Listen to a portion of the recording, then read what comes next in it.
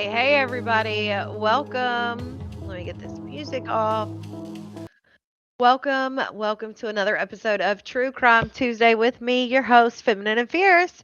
I hope you guys are having a great start to your week.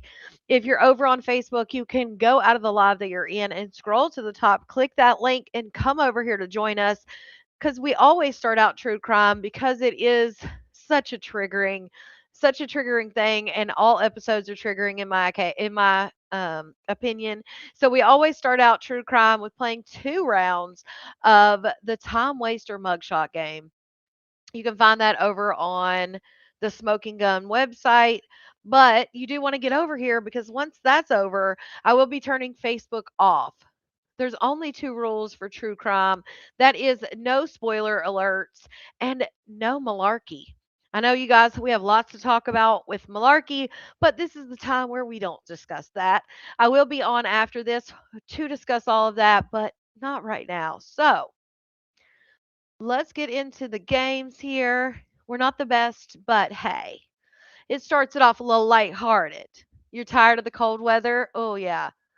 Cold weather has been definitely, this storm has been a painful one for a lot of people. All right, so here's how we do it. We got 5 so-called criminals. They are innocent until proven guilty.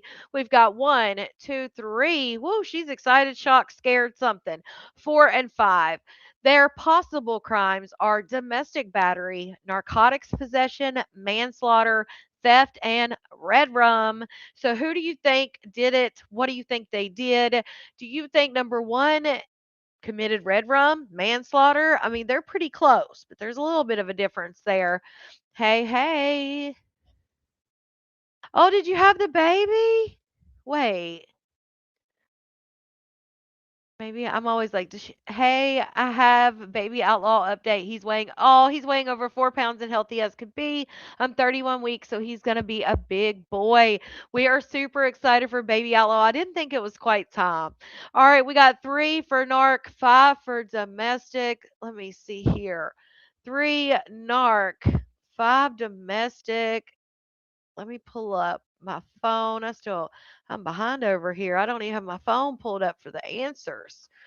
All right, we got 3 possession. Oh, red rum for number one. I saw that. That means we've got 2 and 4 left, and we've got manslaughter and theft. So which 2 and 4, manslaughter and theft?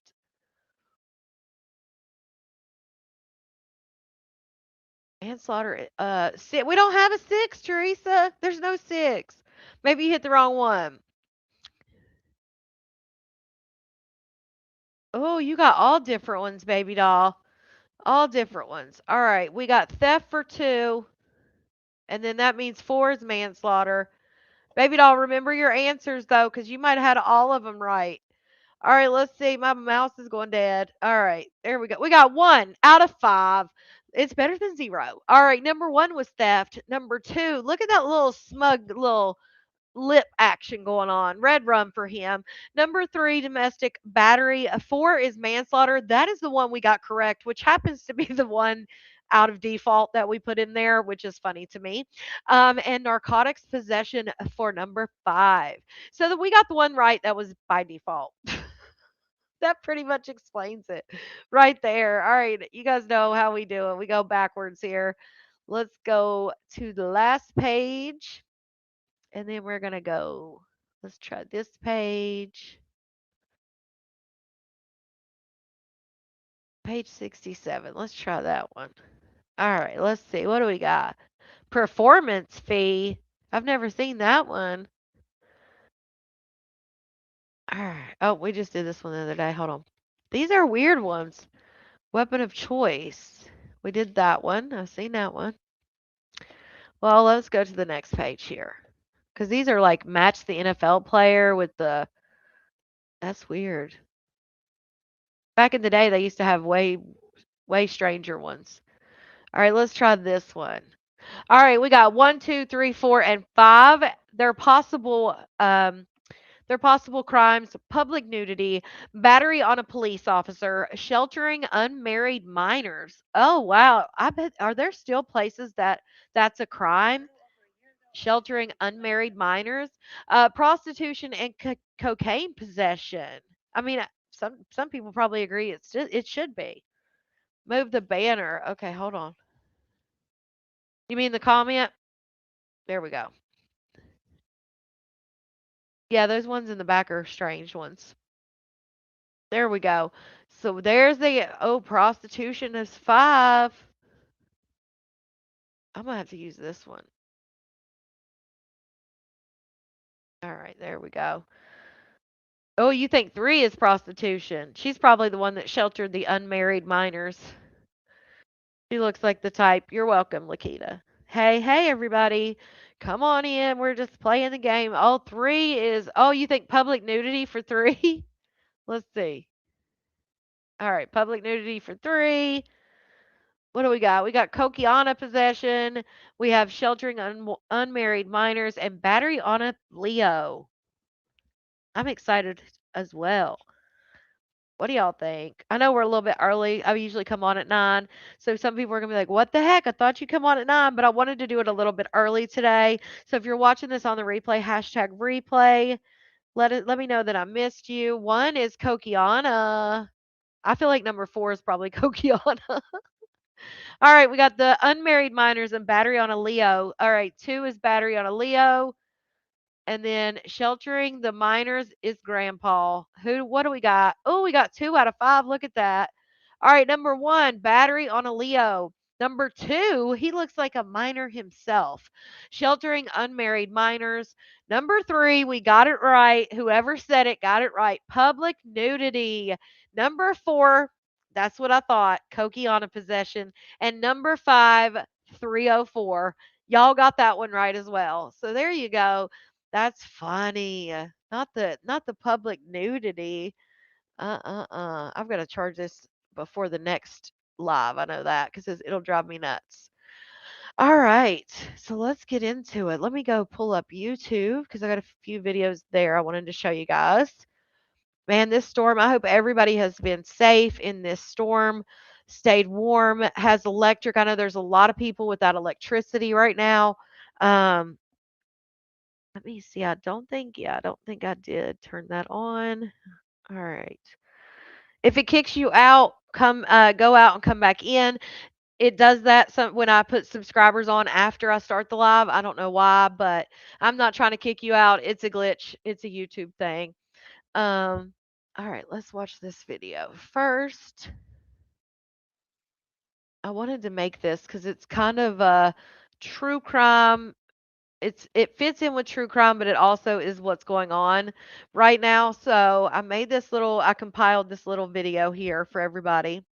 We didn't get a story. Yeah, we've been cold, but we didn't. We got a few like flurries that kind of look like sleet a little bit. But it was just a couple times I glanced and saw it. Nothing stuck to the ground or anything. But there's been a lot of tragedies, sadly, that have happened because of this storm. Friends are coming together this week to remember a Frisco teenager killed in a sledding accident. Police say 16-year-old Elizabeth Engel and a friend were sliding on a sled behind a car. My bad. If you're on Facebook, this is where we say goodbye. So bye, Facebook. I almost forgot y'all. All right, and I'm going to start it over because... All right, there we go. Friends are coming together this week to remember a Frisco teenager killed in a sledding accident. Police say 16-year-old Elizabeth Engel and a friend were sliding on a sled behind a car. And this all happened on Sunday when it hit a curb and then a tree. Elizabeth was killed. Her friend, a fellow Wakeland High School student, is in critical condition. A memorial is growing at the crash site. Classmates and her soccer coach remember her as kind, smart, and someone who made others feel welcome. I don't know. It's a big loss. We have to make sure that we do everything we can to honor her legacy. Well, Elizabeth's mother shared a tribute online, calling her daughter a brave soul, and the family will never be the same. Counselors will be available at Wakeland High School when classes do resume, and a prayer vigil is planned for Thursday at 6 o'clock in the evening at St. Philip's Episcopal Church in Frisco. Tragic accident for a group of teens who were trying to have some fun in the snow Sunday in Frisco. Police say a Jeep Wrangler pulled two 16-year-old girls through a neighborhood while they were sledding behind it, but something went wrong and the girls hit a curb and then a tree. They were rushed to the hospital. One died and the other is in critical condition. The Jeep's driver was also 16 and police have not mentioned whether or not they will be criminally charged. All right, about 10 minutes after 6 a.m. right now in Austin, a person is dead because of the extreme cold this weekend. The mayor there in Austin, Kirk Watson, confirming that yesterday. A man's body found at a gas station in northern Austin along the 35 access road. He is asking anyone who needs a warm place to stay, contact the city's 311 service. By the way, that's true for here in San Antonio as well. And we will work to make help available to you. We'll pick you up. We'll drive you to the shelter. We'll feed you while you're there. It's a good deal. It's a good deal you can get here in San Antonio as well, via offering to pick up people and drive them to shelters. Across America, the Weather Channel is reporting that 3 people have died of hypothermia. That includes one here in Austin and 2 people in Louisiana. Nearly 200 million people are under weather warnings from the southwest to the northeast, and more than 1 million people are without power. I think the entire neighborhood's out. I don't really have a backup plan. No power. I have a couple gas fireplaces, so may rely on those after a while. And the Weather Channel has unofficially named the current bitter blast Winter Storm Fern. One person was transported to the hospital after an accident involving a city snowplow. It happened on Reno Avenue, right at the I-44 bridge.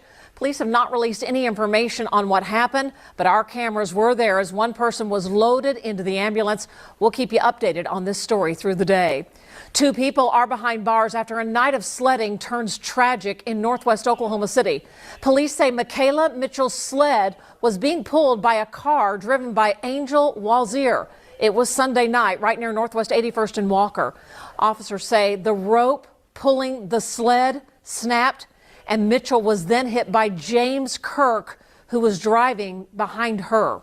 Police say both those drivers were under the influence. They're now in jail on second-degree murder and DUI complaints. A man who was there during the crash said they were all friends just trying to have a night of fun. It shouldn't be murder. It wasn't intentional. It could happen to anybody. It's all a mistake. Michaela Mitchell leaves behind a young daughter who's getting ready to celebrate her 2nd birthday.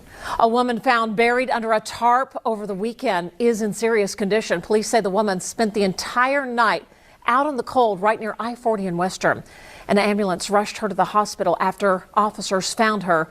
She couldn't move due to the extreme hypothermia that had set in on her body. And a burst water pipe at UCO forces 8 students to relocate to alternative housing.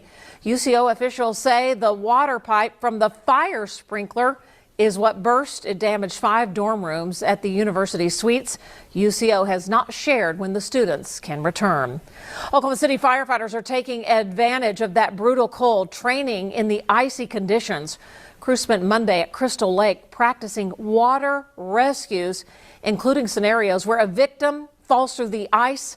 Firefighters want to remind us never walk on ice with water that's frozen over. Even if it looks solid, they say never do that in Oklahoma.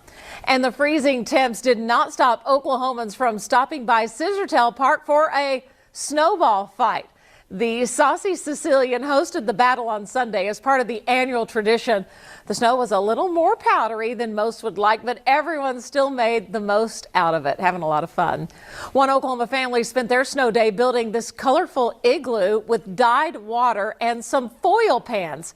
Pretty cool idea. Thank you, Allison Self, for sending it to us. Keep mailing your snow days, your pictures, your videos. We love it. Send it to pics@news9.net. Those are your headlines for Tuesday. Over at LAX, the airport has had at least 80 flight cancellations and over 200 delays. Yeah, meanwhile, the storm has moved out, but the extreme cold is sticking around. Hundreds of thousands of people are still without power. At least 26 deaths are now being blamed on the weather. ABC's Rena Roy live in New York City with the very latest. Rena. Hey, Mark and Colleen. Yeah, well, all across New York City, we are seeing these massive snow piles here. They are from the plows that were working around the clock to clear up the roadways for drivers. You can see that car just went by. They're driving pretty smoothly now, thankfully. Now, as this cleanup is well underway, as you mentioned, the main concern now is the bitter cold. Across the country, hundreds of thousands of customers without power in dangerously cold temperatures. In the south, thick ice putting pressure on power lines. There's trees down everywhere and power lines as well. Some of the most widespread power outages in Tennessee, where crews are out in force working to restore electricity. Across the state, trees snapped in half, snow blanketing streets. In Franklin, you can see this power line sparking. Oh no. Oh no. And this homeowner watching as a tree fell in her backyard, damaging her barn. The Northeast, clobbered by this weekend storm, buried in several inches of snow, and in many areas, more than a foot. Boston saw more than 18 inches. Travel conditions remain challenging, so please be careful out there as cleanup continues. In Philadelphia, there's so much piled up, they're using backhoes to pick up the snow and dump it into melting machines. New York City seeing nearly a foot of snow. People digging out today. If you don't do it now, you're going to have problems with it later. So get out early, get it now, and go home and relax after. The brutal cold still lingering with wind chills in the single digits in parts of the Northeast. In terms of staying warm, we're working closely with all the utilities to make sure the power stays on, and it stays on for everyone, particularly those who are low income. Yeah, and unfortunately, the cold is only expected to get worse, with actual temperatures expected to dip down into the single digits here in New York City as early as tomorrow morning. This is some disturbing news out of Texas. We're learning 3 young brothers have died after falling into an icy pond. 3 boys who died in an icy pond is talking to us about the tragedy. Yeah, she says a coach actually tried to save them. Shani Murray was able to talk to the mother, is here with her just tragic story. Horrible. I think for any of us who are parents, it's impossible to even imagine what she's going through right now, and the fact that she even had the strength to hop on and do an interview with us over Zoom this morning. But she really wants other parents to be aware and to learn from this. So she wants to get that message out. Cheyenne Hangeman told me that she tried to save her boys yesterday. They were all staying at a friend's house near Bonham Lake in Fannin County. Hangeman says the home had a small pond in back, and she told the boys to stay away from it. She says they didn't listen. The youngest, 6-year-old Howard, went in and the ice broke. The other boys, 9-year-old EJ and 8-year-old Caleb, tried to save him. Their sister ran to Cheyenne and told her the boys were drowning. Here's what she said about that moment. I start running towards the pond and I jump in and I try to save them. Also trying to keep myself alive because the water is freezing. And as soon as I jumped in, lock up. I couldn't really hardly do anything. It was just one of me and 3 of them, and they were all needing me at one time, and I just couldn't save them. My oldest one, EJ, he didn't care about nothing but football and getting his haircut. He loved football. He wanted to play sports. Caleb's personality was out of this world. He was the sweetest soul I ever met. And Howard, he was just goofy. He liked to liven the party. He was hard-headed, really hard-headed. And he was the first one that went in. And the other boys tried to save him first. That's how they all ended up in there. Cheyenne tells me a man nearby, the head football coach at Bonham High School, John Ramsey, heard the commotion and ran over. He threw a rope to Cheyenne and helped pull her out, but the boys were gone. And she told me she wanted to talk to us in hopes that other parents will realize just how fast something like this can happen, how dangerous these conditions can be. I mean, she said when she jumped in that water, it was like a shock, and she just locked up.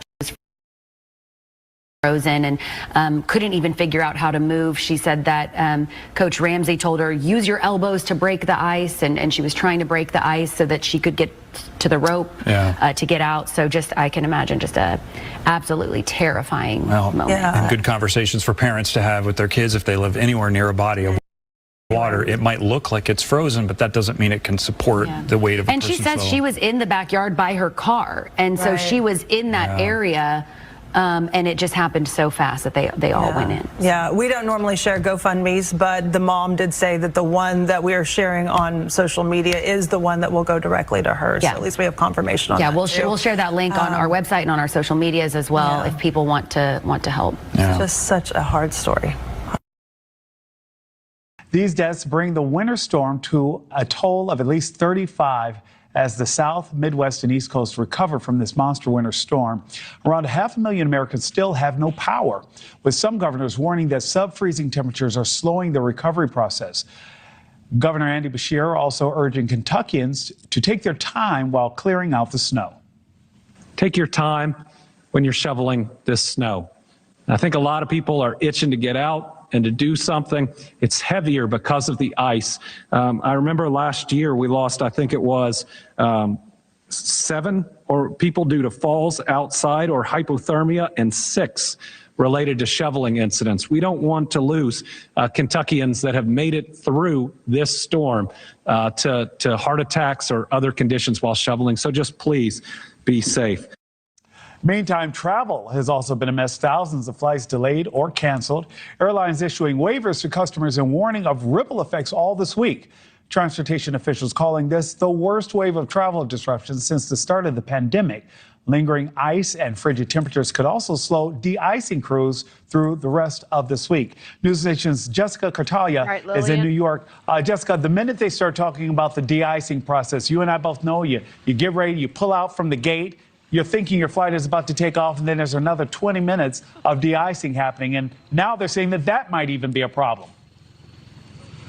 Yeah, and then adding insult to injury, Nick, is when they do that, then they taxi out even further and they go, whoa, we need to de-ice it again.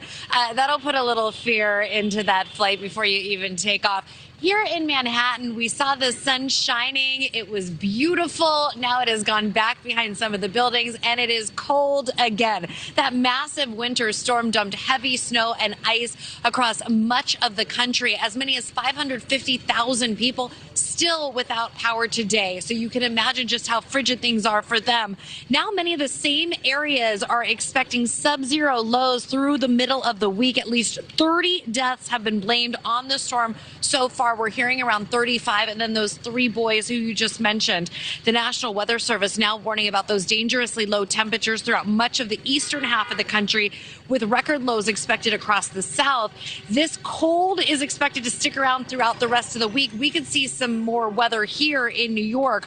Although the storm is nearly offshore, it continues to impact air travel. Today, we have already seen more than 1,000 flights canceled nationwide.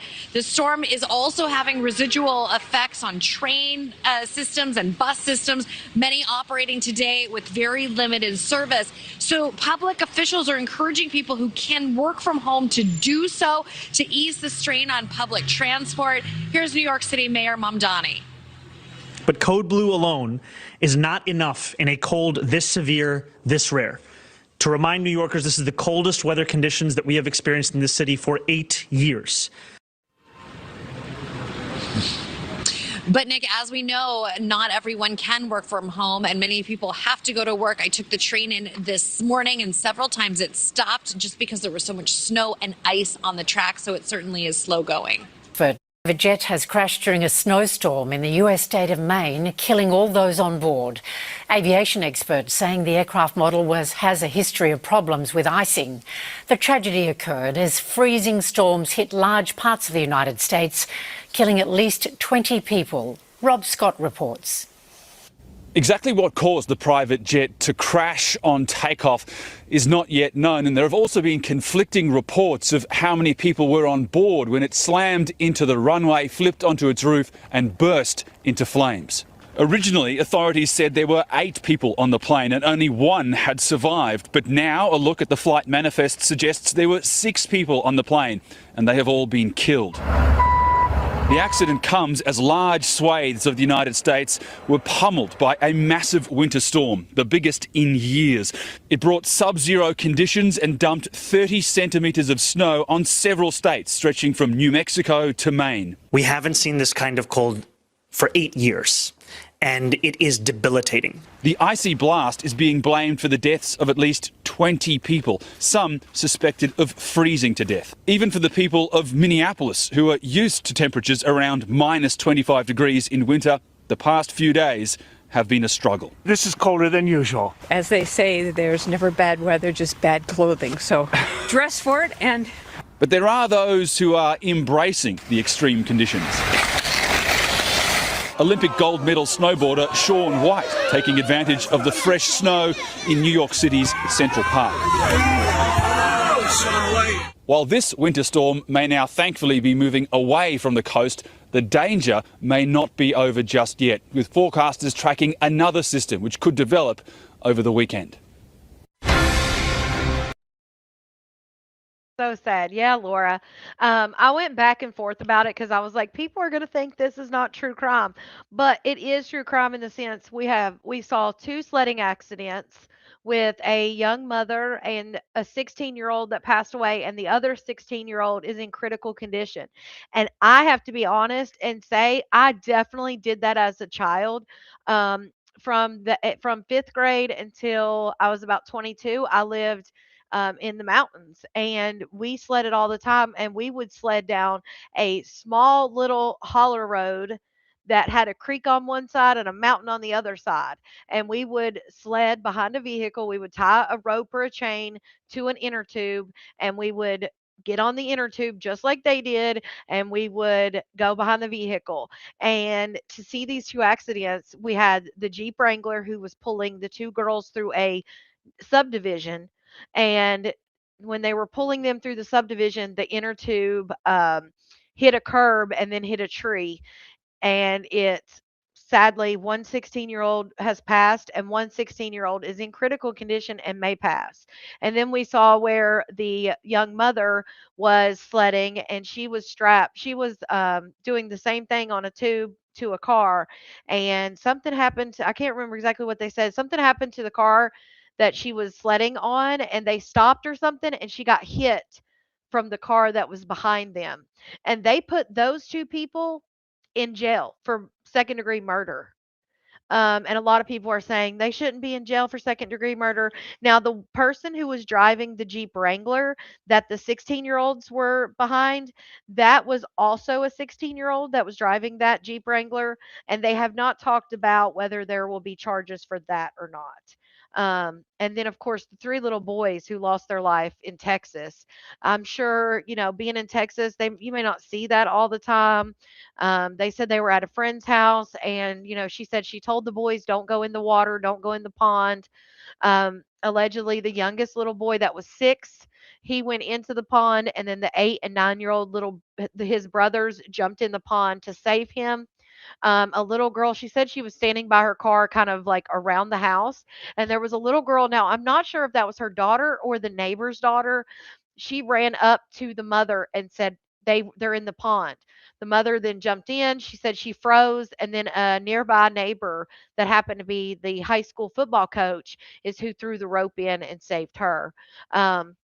But there have been 35 deaths. There was one man that was found, I think they said in Austin, at a gas station. He lost his life sadly with the cold, and 35 deaths. I just feel like even though it's not your typical true crime, it still is something very relevant.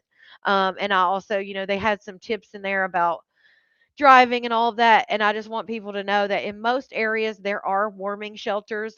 They cannot force people obviously off the streets, but some people may not even know that that's an option.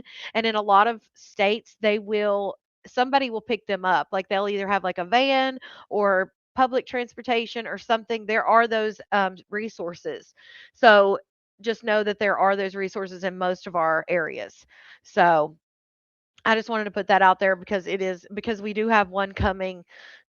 Here we have another one that's coming in, this weekend supposedly. So it's just good information and such tragic stories.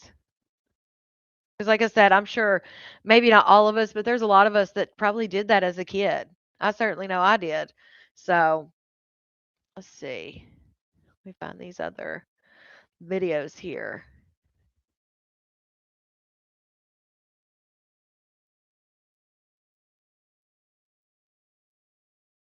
Oh.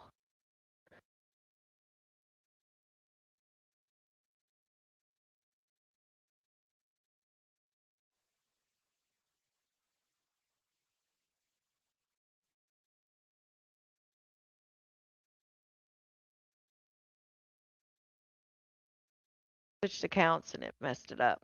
I was trying to do it because I don't want to watch the dang cartoons. I mean the cartoons. I saw a cartoon. I don't want to watch the commercials. So I was trying to switch it, but of course it's not gonna let me. So oh well. All right. Here's just some stories that I saw that I wanted to. I used to work at a winter shelter. It's so sad.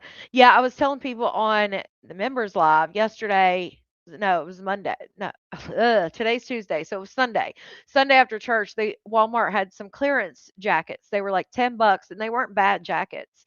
And we went and we like went to like two different Walmarts and got some jackets and handed them out because it's so cold. It's like, we're not used to this like 60, 50s, 40s maybe, but this is like unusually cold. So it's awful. A heartbreaking story out of Stark County. A 15-year-old Canton boy turning himself in after allegedly shooting and killing his younger brother last night. Michelle Nix picks up the story from here. It's the most heartbreaking of circumstances, but the manhunt for a 15-year-old who police said was armed and dangerous is over. He's turned himself in and accused of shooting and killing his 12-year-old brother. Balloons, a teddy bear, and candles that burn brightly, even in the rain, as if tears are falling from heaven. The memorial to remember a 12-year-old boy shot just before 11 Friday night inside of his family's apartment on Ellis Avenue Northeast in Canton. Canton Fire rushed the child to Cleveland Clinic Mercy Hospital, where he died. The tragedy has left neighbors nearly speechless. It's heartbreaking because I got a 12-year-old as well. I didn't know him very well, but I used to see the little boy outside playing and being a kid. For more than 12 hours, police searched for the armed suspect, a boy not much older than the victim. Detectives believe the 15-year-old shot and killed his own brother. We are not naming him because he's initially charged as a juvenile. Neighbors concerned about the influx of guns in the wrong hands. It's very hard to say that where the gun came from because you can just get it off the streets. Just watch what you're doing with them and don't have them out in the open where kids can get them. The 15-year-old suspect eventually turned himself into police on Saturday afternoon and is now charged with reckless homicide. And the reality? One family that lives here is now facing two tragedies. One child, the victim of crime, the other, punishment if found guilty in court. Police aren't saying if the shooting was accidental. Part of the investigation is to determine exactly where the gun came from. As for the 15-year-old, it's unclear at this point if he will be charged as an adult. Reporting in Canton, Michelle Nix. Such a sad tragedy. Like they said, that one family is now having to, they're losing two sons pretty much. I mean, I'm sure that him being 15, I would assume they're going to prosecute him as an adult.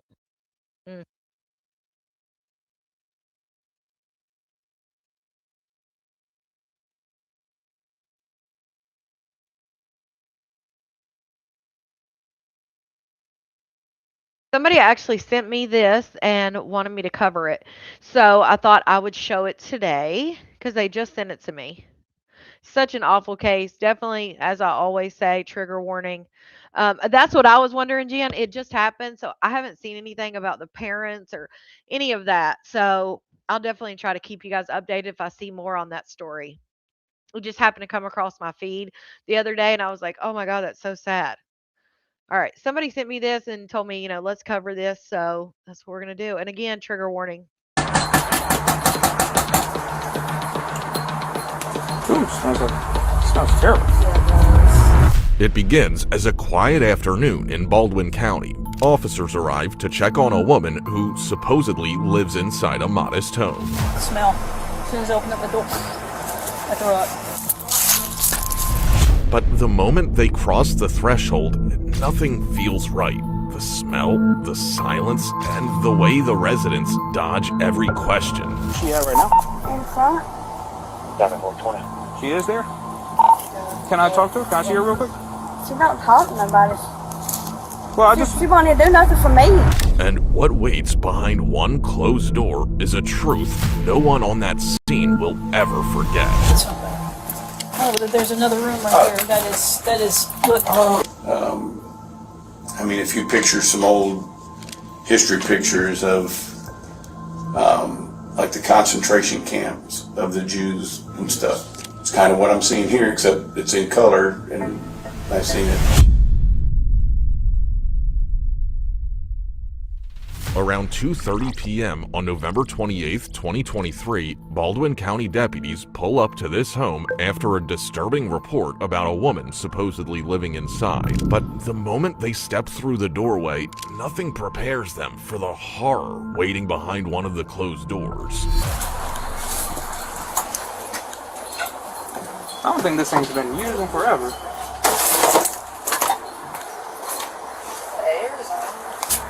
Yeah?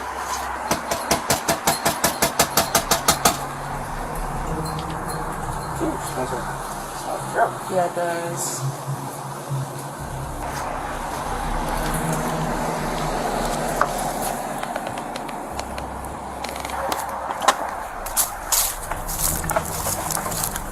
Oh, hello. Awful. How are you? So they got called there for a welfare check from the aunt. She's who called it in and said, I haven't seen the sister for 2 years, and I'm trying to figure out if she's okay. You live here, I assume? Yeah, I live here. Okay, what's your name? Bobby Dunlop. Bobby, okay. Do you remember who we're looking for? Baldwin, who is it that we're supposed to be looking for? We got contact with somebody. Stacy Gunther, 33-year-old female. Stacy, do you know where she's at? Yeah, just wait till my husband gets here, because I'm here by myself. Where's Stacy? Does she stay here with you? Yeah. Okay, where is she at right now? In front. Down at 420. She is there? Can I talk to her? Can I see her real quick? She don't talk to nobody. Well, She won't even do nothing for me. Well, can you show me where she's at? I just want to see her, put eyes on her and make sure she's okay. She won't take no bath.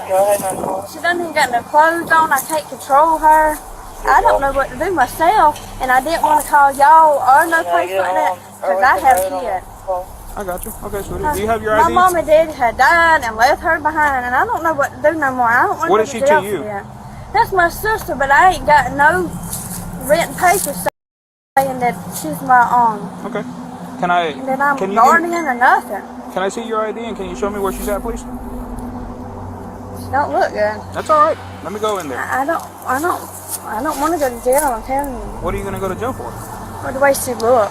Have you been doing anything to her? No, I mean I put her food in there and all, but Well, let's go. Just she tries to fight people. All right, that's fine. She don't have on no clothes, just a shirt. I'm telling you, and she's real skinny. All right. All right. Well, let's just go. What's your? Stop let's taking go. the medicine. She won't take it for She looks skinny, like she knew right away, and then she won't take her medicine. I can't. Okay. And none of my other family will not help. I got you. I just don't know what to do myself. Okay. And she is your sister. We're working on moving out this house because this house is really cold.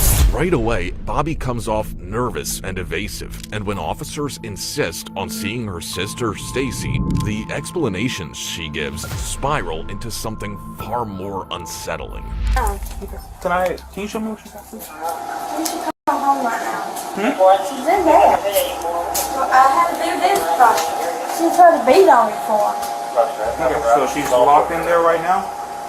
And she tried to jump on my kid, but we don't know what to do with it, and I didn't want her to go to jail or something. When's the last time you let her out? I didn't want her to go to jail. No, you didn't want to go to jail. And you didn't want to call because you knew that they'd take your kids. No, she comes out and she acts crazy. Let me what's all this? Is this blood around here or no? No. I told Can you open it for me real she quick? won't take a bath. She Just probably got open it for me. crack all it. It There's like stinks crack in a little bit. there. Yeah, just open the door for me, please. Stinks and it's nasty. That's fine. I can't handle her. It's bad. She's in that room in there. Okay, that's fine. She said it's bad and it stinks in there and I can't handle her. If you can't handle her, I get it. Being a caregiver is not for everybody. Not everybody has the heart to be a caregiver, but the lady surely gets Social Security. Let her take that Social Security and her Medicaid and go to an assisted living home. I mean, it's not the best choice in most families, but apparently in your family, it's the best choice. Because that's just ridiculous. Joe Barber, 26 Say what they were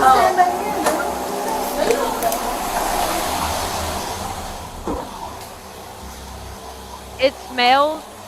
They weren't even to the room where she was at. She opened a door to a whole nother part of the house and says, oh, it's bad. She's in that room in there. This is the room she's actually in. Hey, sweetheart, how are you? Baldwin, roll me EMS, please. You can barely see her right under the captions. Right here, you can see her face like kind of peer out right under the caption. You okay? What I need, Severely malnourished lady. We have contact with her. The sister's here. Has her locked up in her front bedroom. Up to this point, the officer has seen just one glimpse of Stacy's horrific living conditions. But once EMS arrives, everyone on scene will be exposed to the shocking, detestable reality of her suffering.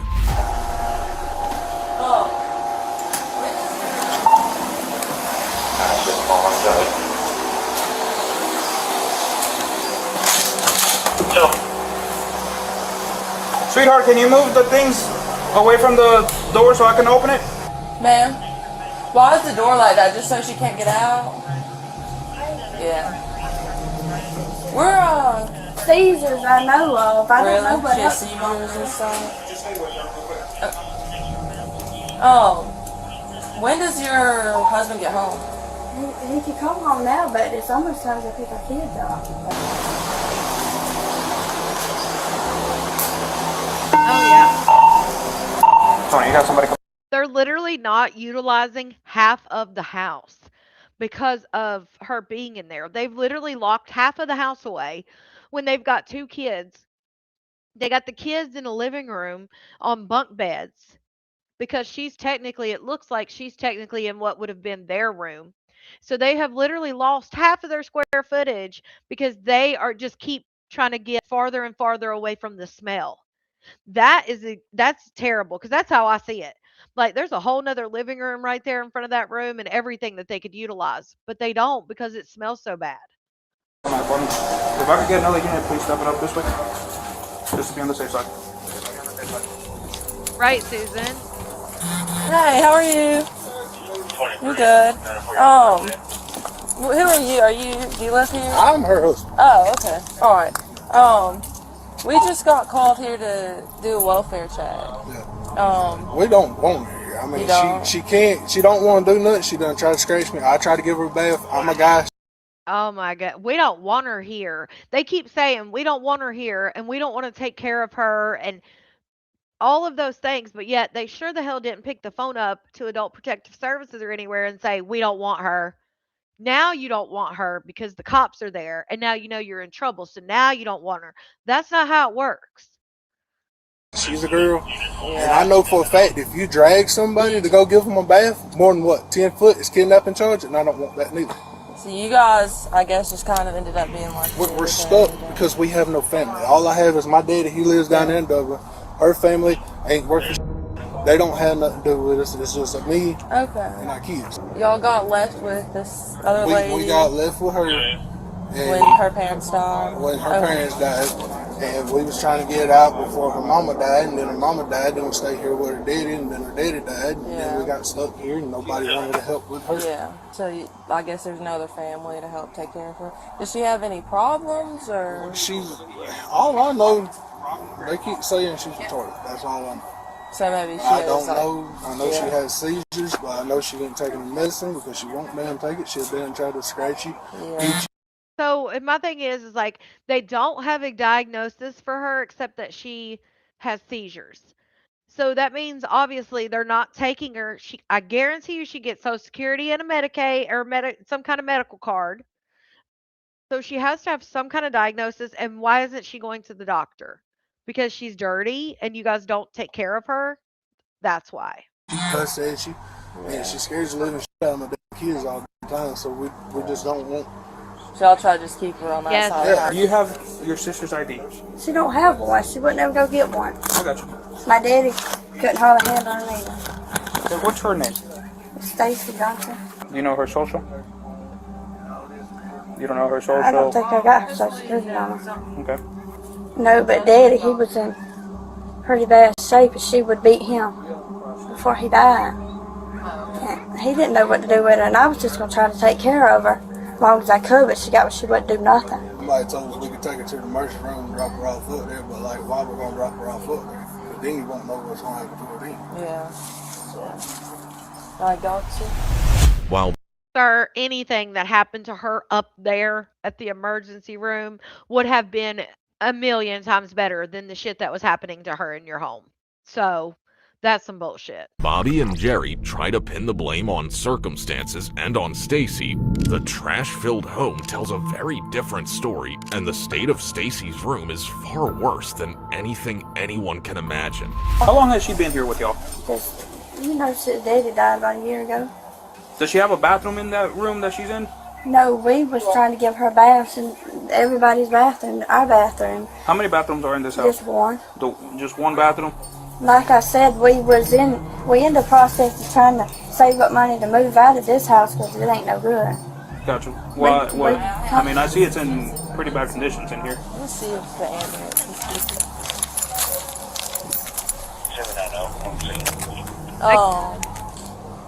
I guess it's her fault that the house is a mess too. I guess that's her fault. That's what I was thinking, maybe. Right, Can you just move your car up here, sir? Can you move your car up here? Someone called in a welfare check, and the guy didn't go in there. He went in there. 30-something-year-old lady in there. I guess walked in there. She's like really skinny. I guess her parents, that's her sister. I guess their parents died a year ago. Got left with Queen her, Boy and they just, 3065 locked her in there. Basically, I guess. I don't know. Just hang with Deputy Carpenter real quick, both of y'all, if you don't mind. I'll tell you in a second.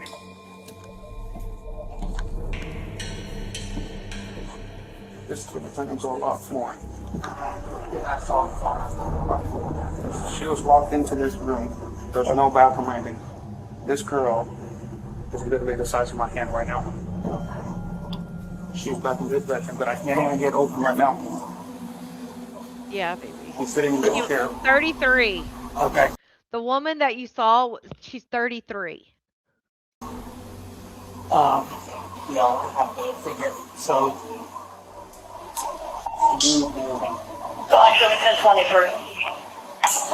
PW, I'm not sure if they stay where she's Figure out a way to get that door.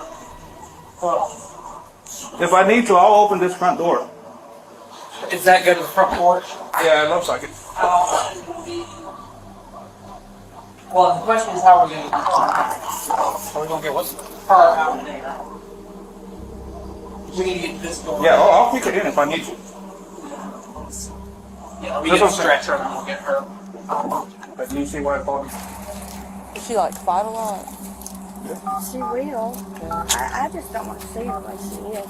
Well, hopefully we'll be able to get her some help or something. I mean, it is my sister, but I just don't want to take care of her. You know what I mean? It's hard. Like I said, they ain't no other family. The person that called y'all is not my family. Yeah. Do you know who it was? Yes, I know who it is. Who was it? That's my daddy's See, they don't want to help me. That was my daddy's brother's wife. But my uncle, he's dead too. Yeah. I don't know what she's got business up in here, but if y'all. Thank goodness that because what happened is her mother and father have both passed. Her uncle, which was her dad's brother, he passed as well. But the wife to that brother obviously still wondered like what happened to the daughter because parents both passed. She obviously knows she's probably with the sister. So she happened to call in, hadn't seen her in 2 years. Thank God she called in because I don't think this lady would have lasted much longer. I can help it, that's all I can. But I don't want to take care of it, so it's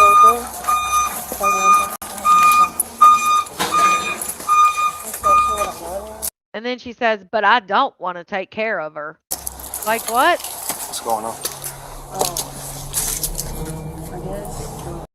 Alabama? I don't know. It doesn't say. My parents died a year ago, and they said that they've been left with this. We did it. Take it back here. Besides.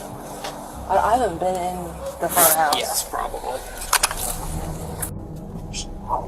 The aunt reported it, Sissy. Was there a lock on that? This was like This was a welfare check. turned, and she had a coat hanger twisted. Sherry, I don't know. Is she talking at all? No. She's the size of my arm. Is she able to get out that door? No, I can't even get this door open. She's been sitting in there the whole time since I've been here. But I mean, I can push it open if I need to. If I need to kick it out. Hey, darling. Whoa. How are you? Good, Laura. What's going on? Let me show you real quick. Oh, good. I'm glad you're here too. This is why I call all here. This was locked, pushed up, that coat hanger in there. That's what you do. That's what you do. You call 911. 21. You call me when you can.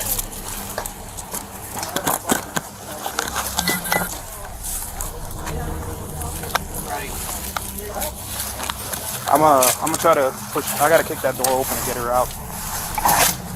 It's blocked in, and then she's not moving. I need to. That's fine. You do what you have to do to get her out. Okay.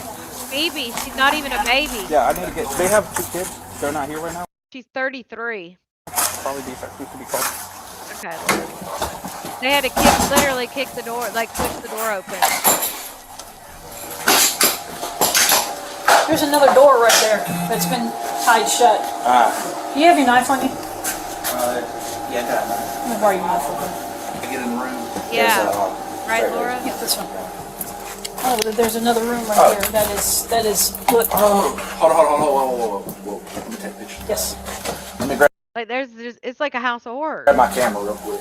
What? Hold on, I'm gonna take pictures. Yeah. Here.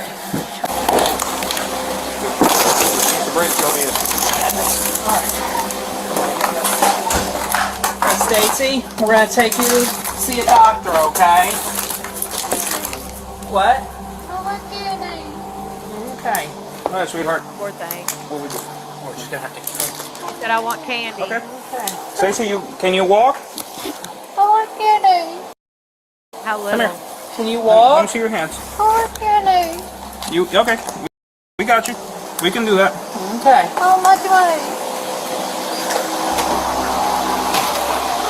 Hey, Open the door. open the door.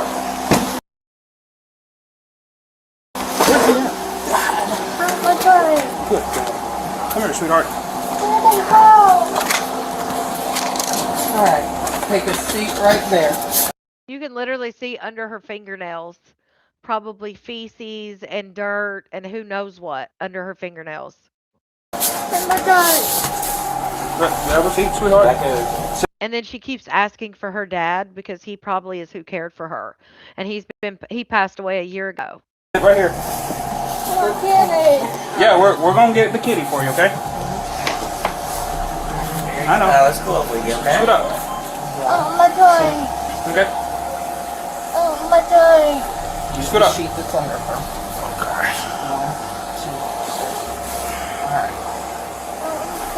No, it's okay. Nothing to be sorry about, okay? 21. Can I have my phone? Alright. I'm just. Do you have anything in your pocket other than like this stuff? No. This is ridiculous. This is crazy. What about my kid? Y'all gonna take them too? We'll figure out about the kids. Oh, can y'all please just take my kids to my father-in-law and let them get them, please? We gotta figure out what's going on with her. Yeah. This is royal. With Bobby and Jerry wow. finally detained, the challenge to rescue Stacy begins, and it's a task that proves anything but simple. I'm sorry. Can you ever get that out? Awful. I'm not gonna find it out. 40. I'm on the line.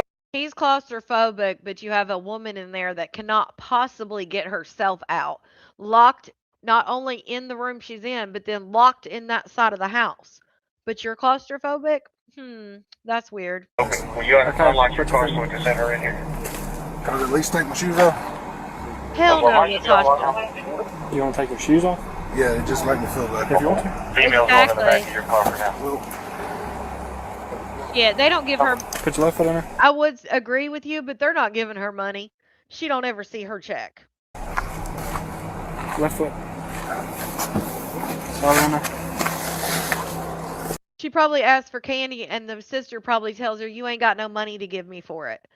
That's probably why, because she said, "I want candy," and they said, "Okay, we give you candy," and she's like, "How much money? How much money?" Yeah, she probably says, "You don't have money for candy. You don't get it." I can see her saying that. Right foot. Crazy. Right foot. Can I please get these in front of me? Right foot. Yeah, please? maybe. No, no. Right foot.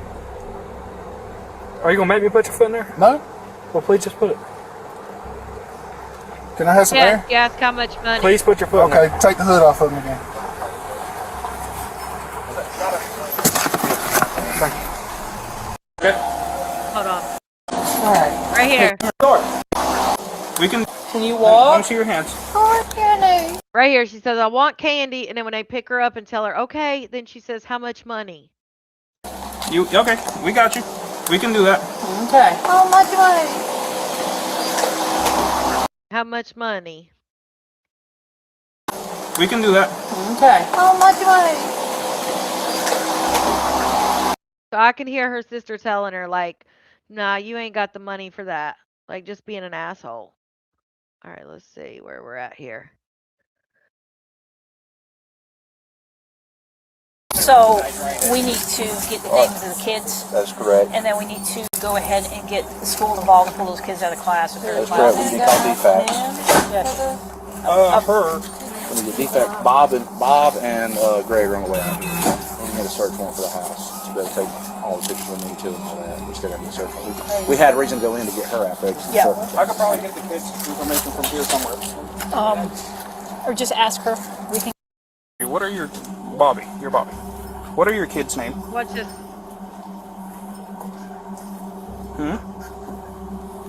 Let me come to that side, okay?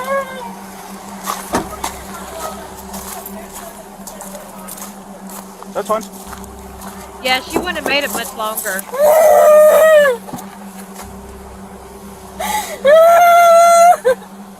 Bobby, listen to me. I need you to talk to me, okay? She's probably scared of them. Because do you notice she got right up? I mean, obviously they had to give her some direction, but she got right up and walked right. They told her, "Come on." She walked for them, although she looks like she could barely walk with her body weight. But I mean, she's talking about, "Oh, I can't get her to do nothing." Clearly, they got her to do something, and those are a bunch of strange men. So you would think her sister and brother-in-law, who she's been around, would be able to do something. And he said she scratched him. I guarantee you she's probably scared. This will go smoother for you. It hurts. My heart hurts. Your heart hurts. Okay. Yeah, too late to cry now. That's my dip. I don't smoke no more. Okay. What are your kids' names, sweetie? What are y'all gonna do to my kid? I just got to. You're not here, so I got to go make sure that they're going to be okay. I don't want y'all to take my kid. What are their names? Do you have family members we could turn them over to? Yeah. Okay. He's probably on the way. He's from Dublin. Who's he? Nah, go ahead. His daddy. His daddy. Okay. Been around her for What's your...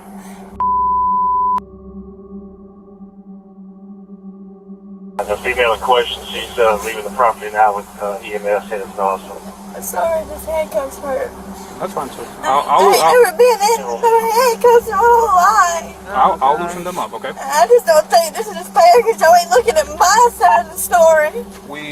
Listen to this. All anybody ever cared about was her, even my mom and daddy. All everybody cared about was just her, even my mommy and daddy. So clearly she felt some type of way and had resentment towards her sister.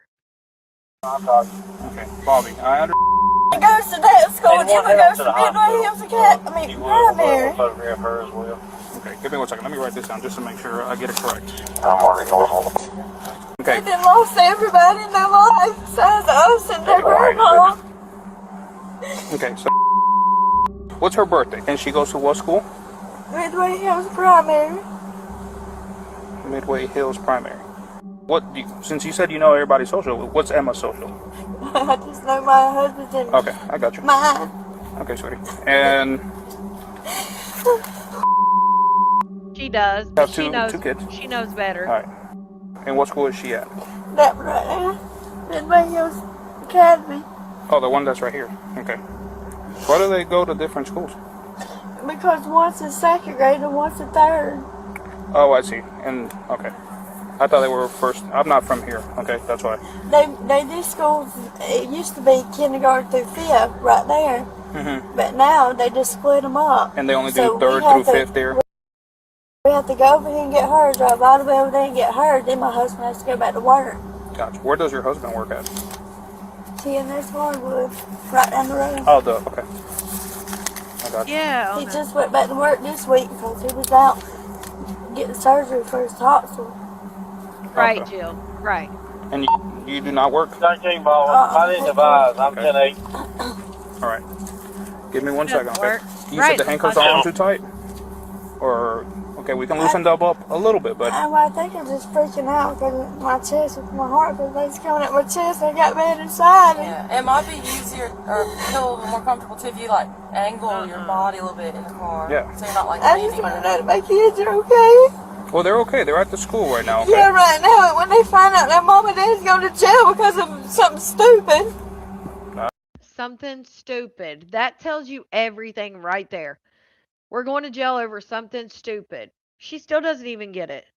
I understand. You got no school bus? No, they pick them up, so they're not supposed to be Oh, on the bus. they're car riders. Yep. Okay, she's all right. 35. Where's the other one go to? The one right here. Midway Hills Academy. With information about Hell the yeah, children Linda. confirmed, officers moved to coordinate with a team to pull them out of school. She's lucky, in my opinion, that they called the welfare check because that lady would not have lasted very long. And I can promise you, unless they did some crazy shit when she passed, when the funeral home or whoever, the coroner came to pick up that body, they would have immediately known there's something fucked up here. So then she would have got a murder charge. And place them with a trusted family member post-verification, in this case, Jerry's father. And as the primary investigation at the scene begins to wind down, some of the officers still cannot shake off what they've just witnessed. Did you see her hair? Well, Did you see how matted her hair was in the back? Look at that. It looks almost like she's bald at the top, but that's because that's a mat. That's one big mat of like, obviously if you're not brushing your hair, all of the hair that, the hair that usually comes out, it just gets stuck and then it mats around the other hair. So that is a huge mat in her hair. Of what they've just witnessed. Yeah. Great, Well. Sissy. I know some all that. Yeah. I'm not gonna lie. Smell. As soon as I open up the door. I was No, I threw up. I was breathing through my mouth. Yeah, I tasted that. I threw up. I threw up. My lunch that I was just eating in the front yard. I'm glad when you came out here. I didn't know if y'all I didn't either. Came in as a welfare check. Yeah.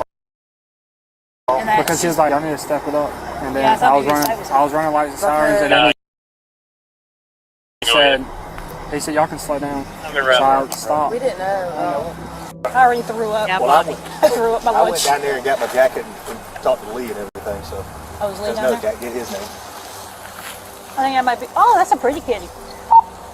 I worked a death out of here a couple of years ago. Where He talks about the mother died. Yeah. I had to wait for foster for like 2 hours for him to get here. Well, they said that they've been living in this house since their parents died. Yeah, so mom died first and then dad must have died a year later or so. What's been going on since then? Yeah, sounds like it. I ain't never seen nothing like that. You see that on movies? Well, I've seen worse than that, but the smell, it's... He said, I've never seen nothing like that. That's something you see on movies. I mean, which I think later on it tells you that the parents, I think, died like 9 months apart. So mom died first, 9 months later, dad dies. And then there was never any paperwork or anything that kind of like willed her to the sister or anything like that. There was nothing set up. What kind of, is she like mentally handicapped or? She is mentally not there anymore. She's been in that room for about maybe 2 years. That's the problem. We don't know what she was like beforehand.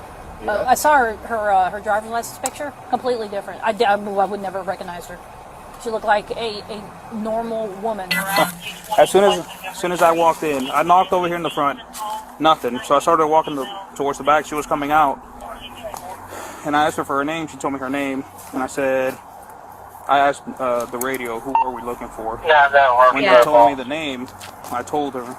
She said, that's my sister. And I said, where's your sister at? She said, can we just wait for my husband to get here? You can pull up in here. The academy down here and the other one's at Blandy Academy.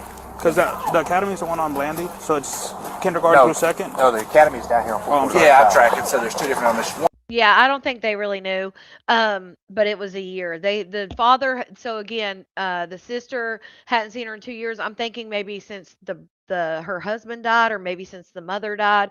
But it had been about 2 years since the first parent passed away. One's in kindergarten through second. The other one's third to fifth. Yeah, and the girls are. He's got the one down here. That's her hair. I noticed that too. They said I saw her driver's license picture, but the sister said she never went and even got an ID. And was she, did she have an accident at some point and become this way? But the sister says no, that she's always been this way. So I don't know if maybe she misspoke when she said driver's license picture. Maybe, I don't know, because I can't see her driving. But maybe also with seizures, especially if you're not medicated and you're continuing to have seizures, it can cause neurological issues. So maybe that's what happened. She got worse over time, and then being in that room all the time and locked in that room, maybe it made her worse. Matted to the back of her head. She was defecated all on right. Yeah. So, all right, so 33 a guy, a woman, Hey, Bob. husband and wife live here. Correct. And she her is sister. wife's sister. Correct. Aunt called in. At 4 years. In 2 years, yeah. But believe she was locked into the front right room. So as soon as I got here, I went to the front right room. They had a light on. I shined my light and I couldn't see her, but thank you, brother. So I started knocking. Nobody came to the door. And we started walking back here. As soon as we get to like around this area, she's coming around the house. I asked her who she is. The wife. Husband is not at the scene at the time. I asked the husband or the wife what's her name. She told me her name. I called dispatch and asked them, who are we looking for? And they tell me the name. I tell her, who is that? She goes, that's my sister. I said, is your sister here? She stutters, yes. Take me to your sister, please. Can we wait for my husband to get here? I said, I just need to lay my eyes on your sister. I need to make sure she's okay. She said, I don't want to go to jail. She is in the room in the front. She always tries to fight us. So we have her locked in there for our safety. When I get to the door, when we finally make it to where she's at, it's a door that has a one of those locks that like goes over, and then you can put, yeah, and it's twisted, so it's in the up position, so it can't come open. And then they have a wire coat hanger through it, twisted around, so nobody can get out. The front door has a key on it, but it's locked. So she untwists it. I see, now I realize it's rust on the doorknob. I thought it was blood. So I have her open it and then she showed me where the sister's at. She points to the door. I try to open it. As soon as I open it, I see the sister in fetal position in a little like love seat. Skin and bones. I mean, you saw the pictures. And that's immediately when I call for EMS. I call for supervisors. When I'm back there, I hear a car pull up and I see a man walking quickly, and 20's in the back room with the girl. So I told her, there's a guy coming up. other units please step it up, because I already can see he's agitated. So I don't know at what point she got in contact with him, but he showed up, and then Pharrell showed up, took the pictures and all that, and that's when I knew the game plan was we were going to detain him, but I needed more people just to be on the safe side. Oh yeah, he's not a small guy. Where are they now? They're in the cars. The man is in the back of 20's car. The female is in the back of my car. They've not been Mirandized, either one of them. I've only asked some questions pertaining to the kids. Yeah, thank God. How are you, buddy? I think he's on the phone with them right now. What does the rest of the house look like compared to that? Oh, it's room? all awful. Spider webs everywhere. It's trash piled up. The kids' room is disgusting. They got a set of bunk beds in what would be the living room. Like food laying out. It's just deplorable. Yes, very poor condition. How old is the sister? The one that we took to the hospital, 33, and she weighs probably 50 to 60 pounds. At best. Get a search warrant for the house. That's crazy. They do end up saying she weighs 80 pounds, but still, she's 33 years old, weighs 80 pounds. Every solitary room in that house, folks. The only thing is we messed up the one door to go into the room where she was had a at to choice, get that's her the out. circumstance. As soon as I saw her in her conditions, we needed to get her out. Yeah. I did stop listening. Well, once we got her out cut. Actually, it's in our favor because the only way we could get to her would be tear the door. Yeah. Yep. So that gives you an indication of it right there. Yeah, ma'am, sounds good. Nothing against the elderly. DPAX is on the way. APS to go get the kids are here. Great. She's coming here first. Yeah. How do you? Who was it that you spoke with? Who was it that you spoke with? We got a lot of homework to do. She just started talking. It's she mental health. But it's also. I asked about that. So from what she told me, her dad passed away. If you heard what he said we could almost do kidnapping because they had her locked in there like that. About a year ago, and the sisters say in their possession. That's the way she put it, for them to take care of. The parents used to live at this house. The parents died 9 months apart from each other, and so they stayed in the house. I asked if the sister been diagnosed with anything, and she said no, she just suffers from seizures. I said, is she on any medication? But she has refused to take it for about a year. So she went and got the medication. She's refused to take it for a year, which coincides with when the father passed away. The medication is in the front seat of my car. It's expired. I believe Melissa made the comment that it's almost full. So she's probably not been taking, they said that the medication had expired at the beginning of the year, and this was in November. So the dad had probably passed away, and they probably never gave her meds after that. And so it's probably made her condition worsen. Who knows? She's probably laid in there and had seizures, and they probably did not even know. Right, Barbara? That's all I know about the girl that got taken to the hospital. As Stacy receives the urgent medical attention she's long been denied, detectives can't shake one troubling question. If Jerry and Bobby had no intention of caring for her, why keep her in that home? The truth that follows is as vile as the room she was discovered in. Tell me about this. I mean, I'm not sure where to begin, to be honest with you. I'm just asking you. I don't know where to begin either myself. Okay, how long have you lived at that house? Well, we all... Right, so she's not taking any meds because, again, they expired. It was the end of November, and the meds had expired in the beginning of the year. So, and meds usually don't expire for a little while. So I would assume that they never took her to the doctor again since the last time the father took her to the doctor, which he was allegedly sick. So it could have been 6 months before he passed that he took her. You know what I mean? Right, better. That place at Church Road. Okay. That part. And then we moved over there. It's been... I'm trying to remember how long it's been. I know that my youngest was like not even 1 year old yet. So. Okay. and she's 8 now. So she's 8. So 7 years ago was about the time that you all moved over there. With my mom and daddy. With your mom and dad. Right. They was alive. And it was a rental, honey. Apparently, it was a rental, so it wasn't even a house that they owned. So when the father passed, the house they lived in, everybody just stayed where they were, and everything just went on like it was when the dad was there, except for the fact that there was no one caring for the sister. Okay. So your mom and dad are deceased now. Yeah, see, I ain't never lived with nobody else except my mom and daddy. Okay. So I was still living with them and How old are you today? have to take care of them. I'm 31. Well, just had a birthday. 32? Yeah, 32. Okay. Right, Heather. And I was helping. I always helped take care of my mom and daddy. I tried to help take care of my sister, but Okay. everybody just don't understand that she ain't right. Okay. When you say she's not right, what do you mean? She don't know how to read. She don't know how to write.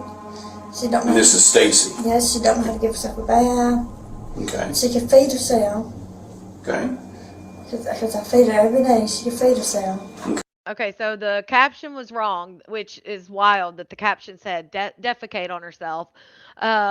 But what she said was she can feed herself.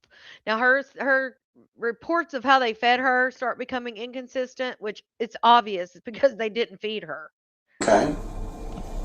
But she don't even know how to cut her TV on. And I was trying to go in there and cut her TV on for her as much as I could. And she would mess it up all the time.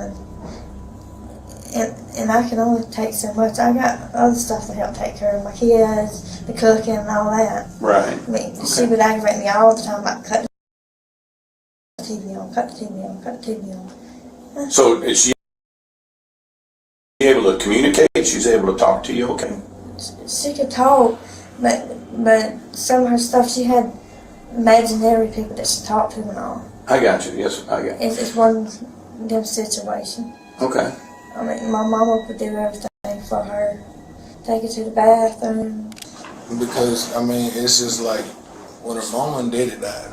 Right. We was already living there. Okay. So when her mama died, me and my wife had plans to move out before her mama died. Then her mama died, then we couldn't move out. Because we were staying there with her daddy. Then her daddy died. Then we were stuck with her, stuck with the funeral. Everybody at the funeral said, oh, y'all gonna take care of her. Okay. She didn't want to drink, she didn't want to do nothing. Okay. Did you ever think about calling somebody to help you with the? We always talked about that we needed to call somebody, but we didn't know how to get, we don't got no other family that's gonna help us at all. Okay. I mean, all we got is his daddy, and his daddy, he didn't know how to go about it neither, so. Right. Did you think about calling like Adult Protective Services or DFACS? Yes, but like I said, I didn't want our kids to get took away just for that. I got you. So you didn't call a state agency because you. She tells on herself throughout this interrogation, even when she was at the house. She tells on herself in how she speaks about the sister, like, "Oh, I'm going to jail for something stupid," or "I didn't want my kids taken away for something like this." Like that's a whole human. That's a whole human you're talking about. Like she makes it sound like even when she says, "When my dad died, I was left with her." I was. How'd she say it? She said she was left in my possession. Like she makes it sound like a friggin' baseball card that they left that she didn't take care of, like not her sister. You were afraid that they may come in. I did and take. try to call, before it got too bad or whatever. Okay. I tried to call the nursing homes to put it in a place, Mm-hmm. But they said that I would have to be her legal guardian or something.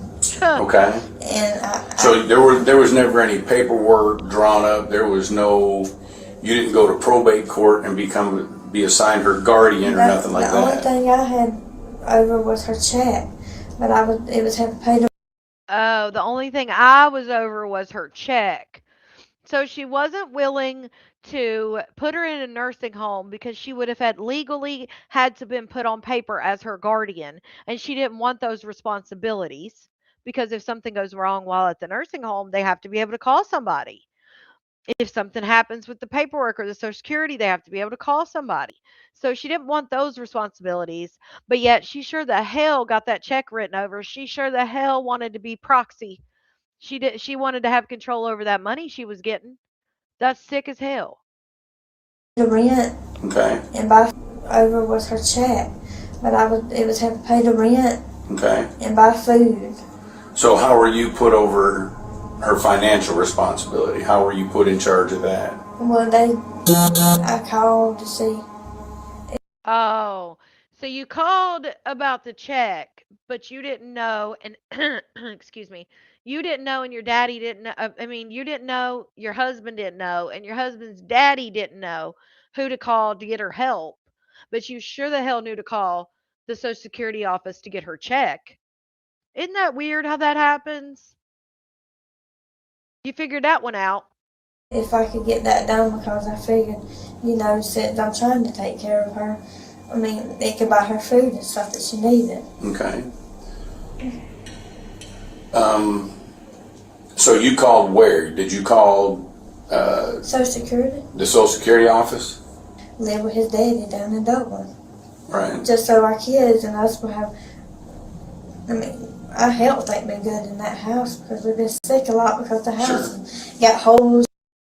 Your health hasn't been good because you've been in that house. Guess who else's health wasn't good because they were in that house? Because you were the caregiver. Whether you wanted to be or not, you could have said something. But no, you wanted that check rolling in. Just through it. And I got you. it's terrible. So you can admit that she's probably not been properly taken care of under your care. Is that fair to say? Well, it makes me sound bad. I ain't agreeing to nothing like that. Do what now? I fed her. Okay. Like I said, I tell her to come and get a bath. If she won't go get one, what am I supposed to do? I ain't gonna sit there and beat nobody. Go take a bath.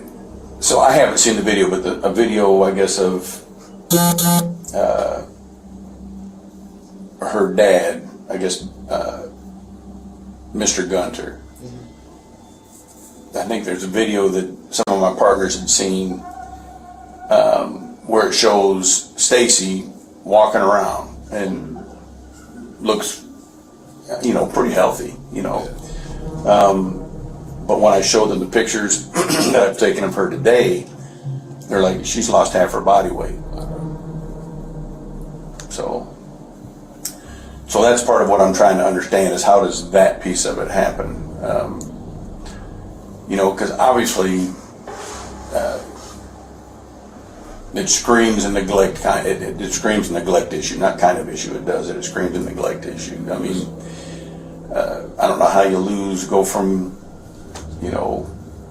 if she only weighs 80 pounds today, if she was 160 a year ago, how did she lose 80 pounds? But if she's locked in that room with the coat hanger, with the wire hanger through the lock, how does she get to the refrigerator to eat? I take her food to her. You take it to her, okay. Yeah, she eats and drinks stuff all the time. Okay. So the other door that's got the cord tied to it, That's where the bathroom is. Okay. So where does she use the bathroom?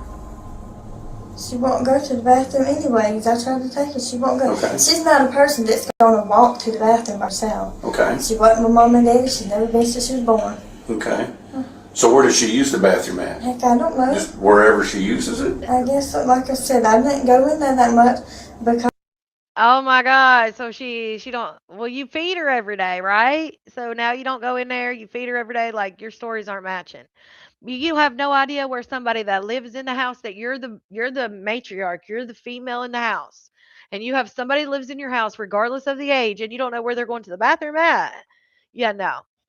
That's She did try to jump on me one time in front of my kid. Oh God. Okay. So that's why. I know I should do something sooner than now, but I can't take back what's been done. So you're home all day long? Yeah. So if she needs something, she can call out to you or... And I give her something to drink and eat. Right. How many times a day do you give her something to eat and drink? Maybe twice. Maybe twice? But she don't call me that much. She's in there here talking to her imaginary boyfriends and stuff. Right. I don't go in there much. Right. When's the last time you actually laid eyes on your sister? Other than today when the police were there and the medics were I there. didn't look at her. You didn't see her today? I don't want to. Wow. Why is I know that? she's skinny. I seen her the other day. So they ask her, when's the last time you laid eyes on her? I didn't look at her. I don't want to see her. Because you know that you did that shit. You know that it's because of you that she's that way. And then she says, well, I seen her the other day. Well, how are you giving her food if you haven't seen her? Like, you're not making sense, lady. I see her from time to time. Okay. See her from But time she to don't time. ever try to talk to me. So do you see her like every couple days? Or do you see her every day? Or do you see her once a week? Probably every couple of days. Every couple days? I see her. But she's always wanting to stay in that room. Right. If she won't come out, and I put her food in there. So if you see her every couple days, how do you put her food in there? We got a heater right here in the living room. Okay. And I set the food and the drink on it. And she'll sneak out that bedroom and get it. So you go into one room and set her food down on the living room. Yes. They always tell on themselves. She'll sneak out of that room and get it. Why the fuck does she got to sneak? And how the hell is she getting out of the room if you've got it locked? Not only do you have her door locked, but she can't even get out of the door. They couldn't even get into the door. Well, as skinny as she is, she might have been able to fit, but they couldn't even get the door open. And then you have it locked. Once she goes through that secondary living room and she comes in, tries to come to the kitchen, it's locked with a freaking wire hanger. And she'll come out and get it. And then she'll come out of her bedroom And then sometimes right here lately, it's been kind of scary, but that's why I was seriously getting ready to call somebody, because she would go banging on them doors and start cussing at me. What was she saying when she was cussing my at goodness. She's telling me to get out of the house. Oh. So if Stacy doesn't come out of her room to eat or to get dinner from the kitchen table, how does she not eat dinner? She got up. How does that? No, she got up, Jill, and walked to the stretcher. But I mean, she's so frail. But no, she got up and walked to the stretcher. We open up the door and we call her to tell her to come and get her food, so she comes and gets her food. Okay. And she takes her back to her room. Okay.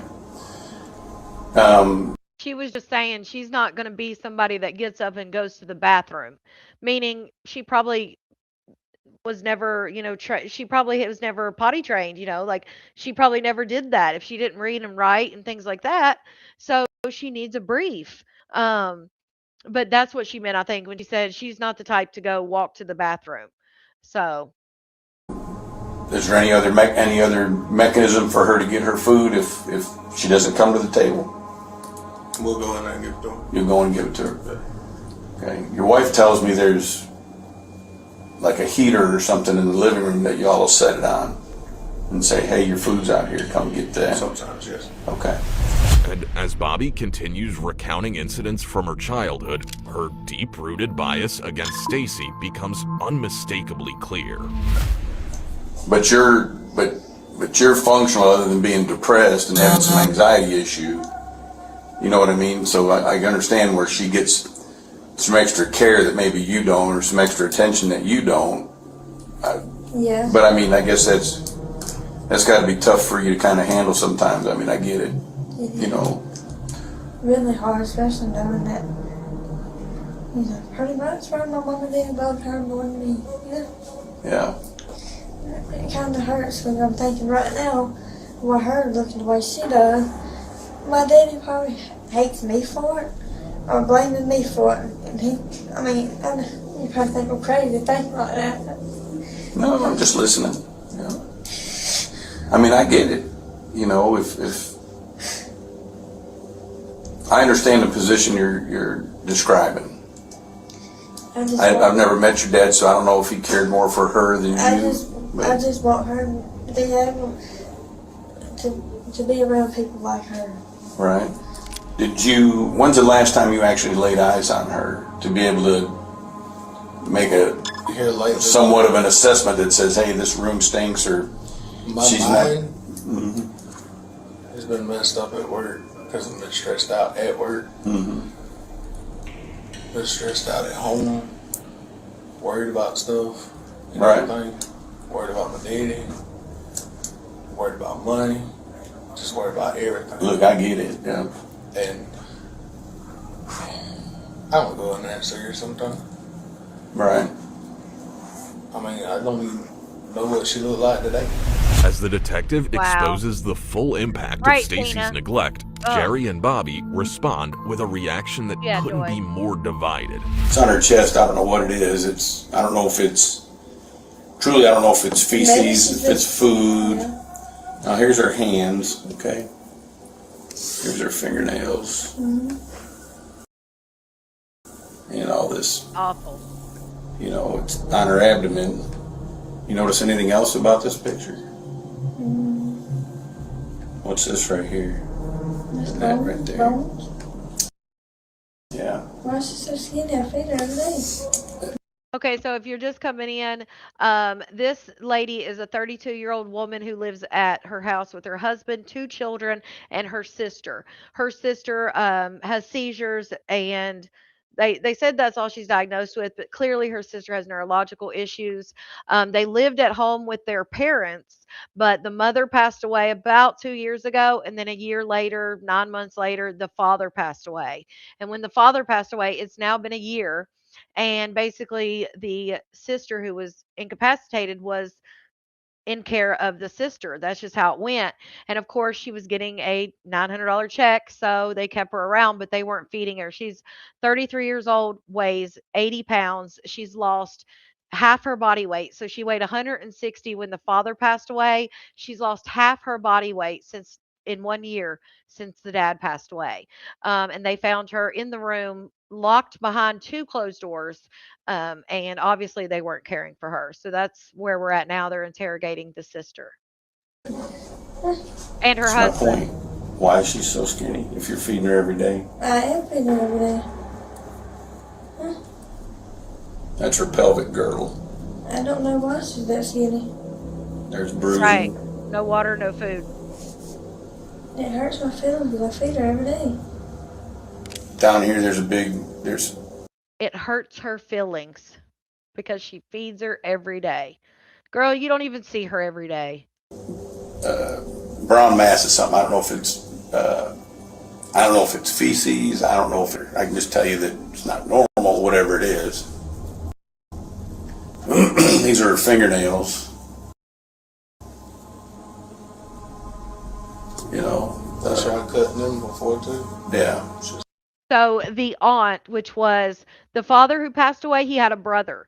The brother had passed away, but his wife, which would have been her aunt, she called in a welfare check and said that she had not seen the sister in about 2 years, and she thought that I guess she had heard that she was locked in the front part of the house. So she called in a welfare check. They showed up, and literally before they could even get out of the yard, the sister was telling them, like, I don't want to go to jail. She's skinny. She fights us. She won't eat. She won't do this.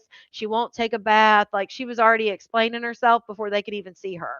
And she was definitely not cared for. I mean, it was clearly neglect. Scratchy. Feces.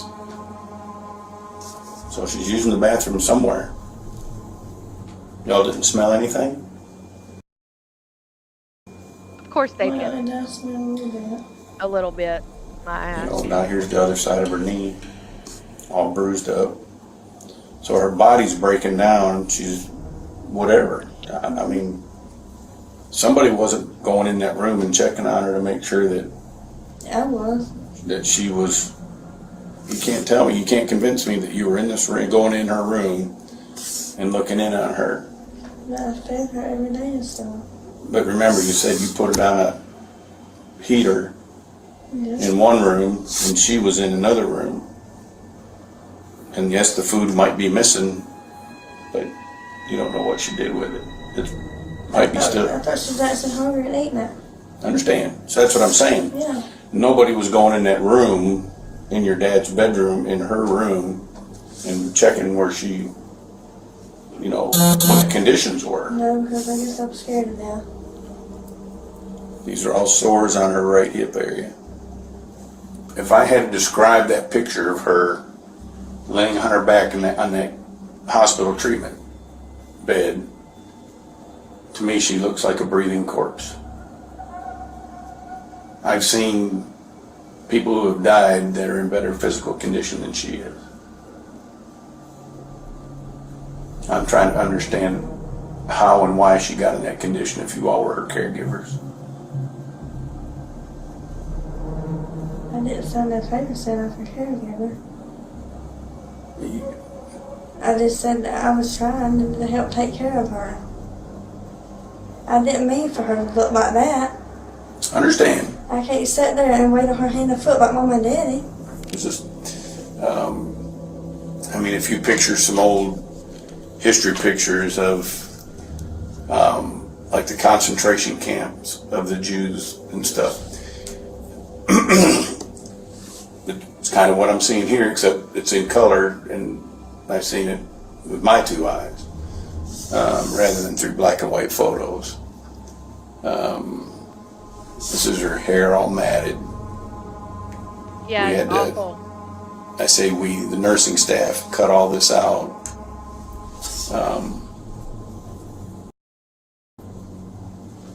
These are. He does not act like someone who feels bad or feels remorseful or any of that. He acts like he can't be bothered, is what he acts like. Like, he doesn't act like, oh my God, I didn't know it was that bad or whatever. No, he's like, what the fuck? Like, is this over yet? That's what I get, the sense I get from him. These are legs. One of the things that stands out to me is how big the kneecaps are and how skinny the lower part of the thigh is. I mean, it just, you know, she's got some abrasions on her feet, skin's peeling on her feet. This all went downhill. Yeah. So in a year. I mean, it went downhill for me. It went downhill for my wife. Right. My sister-in-law, my kids. Crazy. So Bobby was the glue that held the family together. Makes you wonder how he did it. Yes. Yeah. I love my father like this. What would he think? What would he think about now if he were to see it now? He'd be pissed. Pissed. Really yeah. Pissed. Yeah. I mean, you know. But in saying that, you didn't make any of those phone calls to get somebody to take care of her. Instead, you let her deteriorate to the condition she's in now. And in our own conversation, you talked about how your dad loves her more than he loved you. And, I should have made the phone call, but I didn't. Yeah. That's all I know. I'm sorry. I got you. I didn't make the phone call. I know I should have. So how do we fix this? Because I love her. I really do love my sister. There ain't nothing like that against her because Daddy loves her more and all. Well, I'll throw this out there to you. Well, Mama, Daddy's gone now. If you love her as you say you do, that's a strange way to show you love her. Yeah, they said that the kids were picked up from school, and I think his dad took custody of the kids. So. You know what I mean? Can you agree with that? Yes, sir. I said, you know. I mean, saying the words is one thing. I loved my mother, and I still do. And as my mom was deteriorating in her life, you can ask my boss out here. I ran home several times. And her check, the things are so tight. I said time and time again, I don't want her check. Take your name off her check. Let's get somebody to help her. I told Sure you did. Shout out to Tibby for that super chat. I'm so upset by these no unkept people. I don't even treat my dogs like this. Book them and throw away the key for life. This is so sad. Yeah. Daddy loves her more. That says everything. When she said that to that cop, I was like, oh. And then when she's like, well, what do you expect me to do? Like mommy and daddy did? Like she resented her whole life, it sounds like. her that repeatedly. Told that to your I wife? knew this day was going to come. Right. What did she say? What did your wife say when you said that to her? She said, I know we need to, but we never did. Just never followed up. Always tied up at work, always tied up at hospitals, doctor's office, kids at school, myself. Right. Just never had time to do nothing. A bunch of excuses. While Bobby and Jerry have no explanation for how Stacy reached such a deplorable state, there's one question the detective refuses to let go of. Why? If Bobby despised caring for her sister so deeply, why did she never push to get Stacy real help elsewhere? So, what kind of money do you pay for rent at that house that you're in? $350. $350 for rent. And what's the utility bill? It depends on the lights and all. I understand. Just what do you think on average? This month was like 150. 150? So anywhere between 150 and, is that a good month? Is that a high month or is that a low month? That's just pretty good. Pretty average, pretty good month. So what's the most it's ever been? It could run to almost $400 in that home. Okay. Especially when it's real cold, you gotta crank up the heater. Homeschool because of the COVID. Right. Okay. Is there any other bills that are, you have a car payment? We don't even have a car, we're using his daddy's car. Using his daddy's? Okay. Ours broke down. It was my daddy's sitting in the front yard. Okay. See, I never went up the driveway. I don't know. I made it to the house and they sent me People somewhere. don't like that driveway. So Yeah. it's bad. I got you. What's your food? How much do you spend on food a month, do you think? We mainly just do that weekly, right? If he gets paid, we don't get food stamps and that. Okay. So you didn't get no food stamps, no SNAP, no nothing like I that? just spend about $100 a week. About 100 a week? So that's 400 a month? Uh-huh.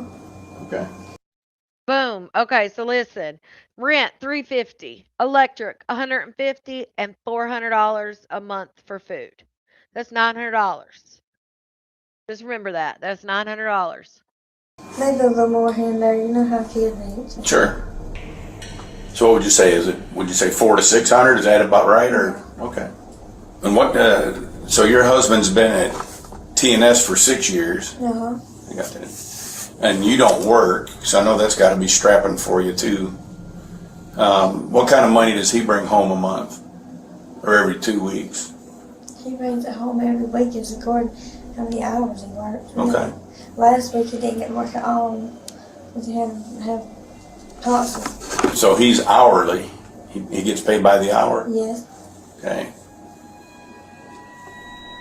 What's he get? How much does he get paid an hour? $17. 17. Well, that's pretty good money, isn't it? Not to get a house these days, though. It doesn't do what now? Not to move out these days. It's high.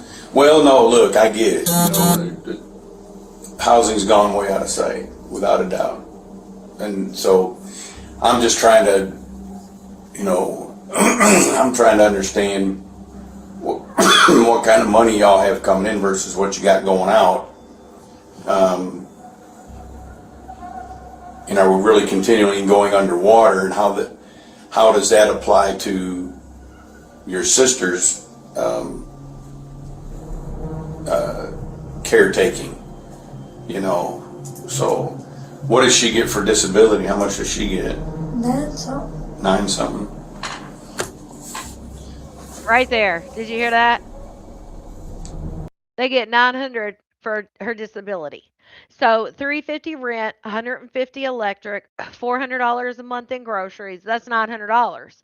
So she basically, in my opinion, she threw those numbers out there because one, I'm sure her rent's $350 or whatever, but she probably uses the $900 and pays all that shit, the $900 and something. It pays all their bills. So then he works $17 an hour, and where the fuck does that money go? They don't even have a car. It's Baldwin County, Alabama. Somebody did say Alabama. It sounds like Alabama earlier. Well, her sister didn't pass away. Now, I don't know if she did after this, but they did get the sister out of her house. So she was alive when they took her to the hospital. They're showing pictures and stuff. I don't know how she survived, but she was like 80 pounds. She had lost 80 pounds in a year. And she was probably talking to people. And that's a month. Because she was probably used to interacting with the dad, the mom, whoever, and then she's stuck in a room by herself, and then you won't even cut the TV on for her without getting an attitude, I'm sure.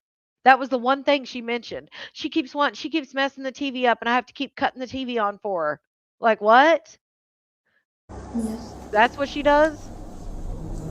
Right, Laura. So yeah, you did, Kaylee. On a good week, let's say. Lays. So does your husband normally work 40 hours a week? If he works all week? So that's 40 times 4, that's 160 hours.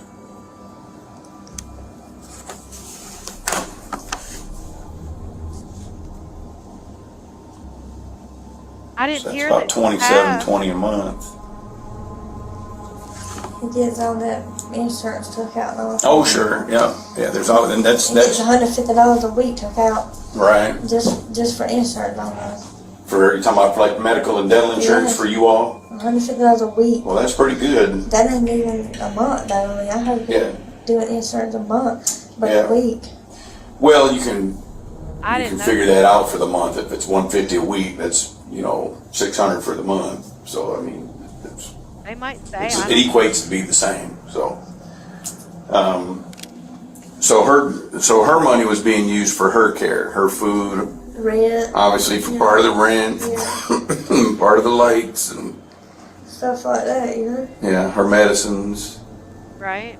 So, my point being to you is, Wasn't her medicine? we all have different challenges, but that's unacceptable. This care and treatment, when you all decided that you weren't able to take care of her, you needed to make that call then. So then the question is, why didn't you? Like I said, I was scared and I didn't want my own kids to get took away because the way stuff looked in the house. I done told you this over and over. I don't know what else to say. Did it have anything to do with the check she was bringing in every month? I mean, that's $1,000 a I month. didn't want her money. The only reason I signed up for it was when my dad died, he told me to do it. Right. And while Bobby fiercely denies it, authorities believe this may be the very reason she kept Stacy in her home. After all they had done, Bobby and Jerry only had this to say. She's a 32-year-old woman in a 5-year-old body. She really doesn't know I need to eat. She really doesn't know I guess the point I need to go to the bathroom. I signed up for more than I can handle. Because my husband trying to help me, like I said, he works. And I'm trying to take care of the kids, and they going to school, and the school wants us to do this, do that. I mean, I really didn't have time for her, I guess that's what I'm saying. I'm sorry. Right. She's doing a little better. Well, I mean, I don't know. When I left, she had, they had given her a sponge bath and,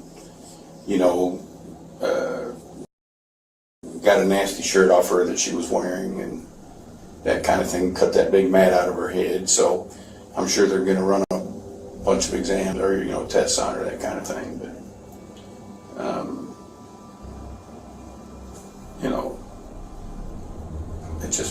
it is what it is. It's where we're at. So I'm happy she's finally got help. In January 2024, a Baldwin County grand jury indicted Bobby and Jerry Barber on 2 counts of exploiting and intimidating a disabled adult or elder, 2 counts of neglect, and 1 count of false imprisonment. As of the time of making this video, details of their sentencing remain unknown, and there have been no updates on Stacy or the couple's children. Awful story. But yeah, I did not hear that she passed or anything like that. They had taken her, like he said, cleaned her up, cut the mats out of her hair. Of course, she was getting care, and I would assume that she went to some type of assisted living, especially if there was. Oh, okay, Lace. I was like, what? Especially if there was no family, and the only family they had was his dad, and I'm sure his dad, he had no connection to her. So, um, and you could see the way the house was. They can say all day long, yeah, we fed our kids and all that, but those kids were living in those conditions as well. I mean, they had bunk beds in the freaking living room. Not to say that shit, kids can't live in a living room, but it was disgusting. It was gross. There was food packages everywhere. You couldn't even get in to do care for that lady. And with her disability, not only would she have gotten her medications, she would have probably qualified for in-home care.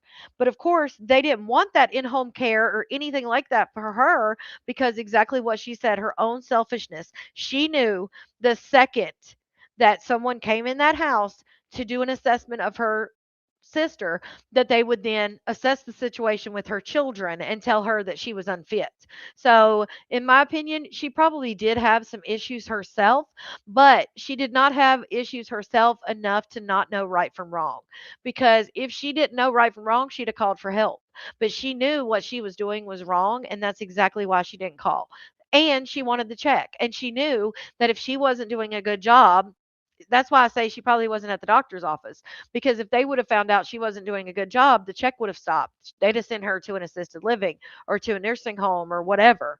So that's why she delayed care. So she knew enough not to have them in that house. So she knew enough to know that shit was not right. Period. Right, Dawn. I hope they're cutting on the TV every 2 seconds if she wants them to. Get out of here. She's already living in her own type of prison in her brain, and then you're gonna friggin' lock her up and not let her even, she couldn't even get out of that chair probably to even do anything the way it was all crunched in and like what? And then her asking for her dad. She probably doesn't even understand. She probably doesn't even understand that her dad passed away. She's probably wondering like, where's my dad? What's going on? It's awful, but I hope you guys enjoyed this episode. We did run about 2 hours tonight. I knew it was going to be a little bit of a long episode, but we didn't get to do two episodes last week, so just making up a little time here. And it was a great episode. I'm glad that you guys are all tuned in. If all of you guys could hit that thumbs up on your way out if you haven't already, I'd greatly appreciate it. And if you're watching this on the replay, hashtag replay, yes, you're welcome, Lakita. Those the storm related deaths, like I said, it wasn't my normal or your normal true crime, but I do think that it's still just as devastating, and definitely some good tips in the beginning of this for the storm. And please stay warm. It seems like some of you guys may be getting hit again this weekend. So please, there are resources out there in your area. But I love you guys. Stay warm, and I will see you soon for Malarkey. Love you guys. Also, tune in on Thursday for, yeah, they should have gotten SSI fraud or something. I can't believe they got charged with misdemeanors. Like, what is this world coming to? Like I said, she better be thanking the aunt for calling in that welfare check, because had the aunt not called into that welfare check, she'd be sitting behind bars for the rest of her life. So they better thank the aunt instead of being mad about it. But I love you guys, and see you guys Thursday for another episode of True Crime with me, your host, Feminine and Fierce. I love you guys. Bye.